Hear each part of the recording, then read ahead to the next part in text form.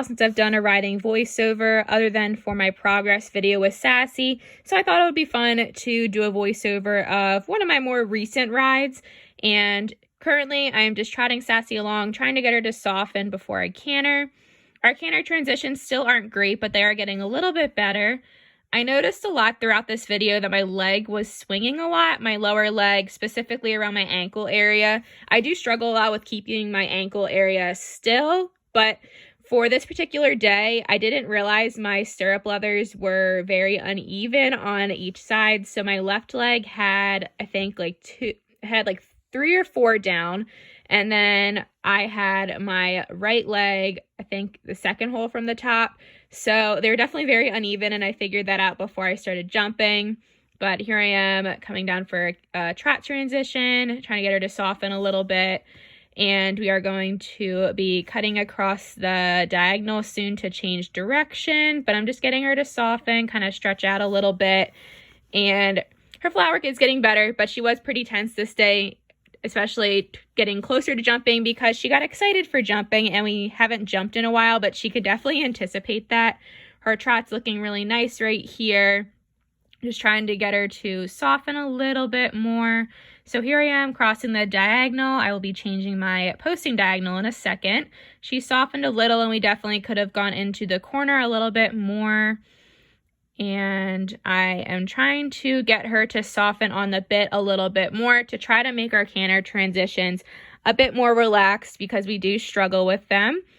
I definitely could be putting my hands a little bit more forward to help her with her contact. I have pretty short arms, so that's something I definitely do struggle with. And we are trotting down the long side right now. I think I asked for the canter right here, and then she wanted to rush into it, and it wasn't very pretty, so I asked again right here, and this was better. Still not the best, but definitely better than what the previous transition was.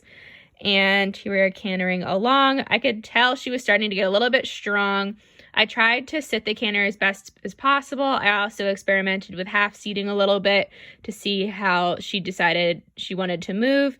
So I kind of did a little bit of both, and I did circle her right here because she was leaning on my hands a little bit more. And I find when Sassy does lean, I like to do circles with her just to rebalance. And she did slow down a little bit along those corners.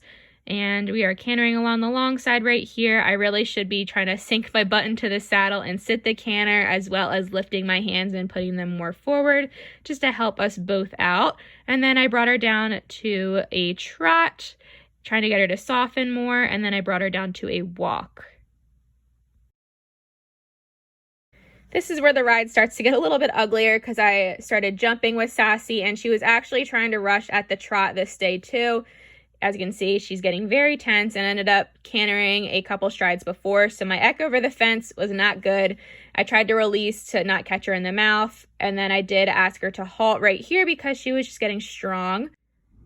For these jumps right here, I went on more of a circle as opposed to kind of doing like a figure 8 across the diagonal, just because she was starting to rush. And right there, she was just trying to gallop towards it. So I tried to like fake her out and circle in front of the jump, not let her run right through my hands. So here I am bringing her through another way, and she does get very strong.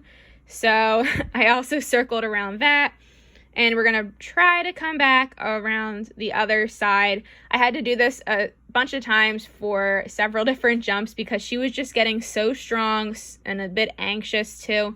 I also had her halt and back up a few steps to get her listening to my aids a little bit more. Again, my eck's not super pretty, but like I said, it got ugly here because she was just trying to run, and I did not want her to do that.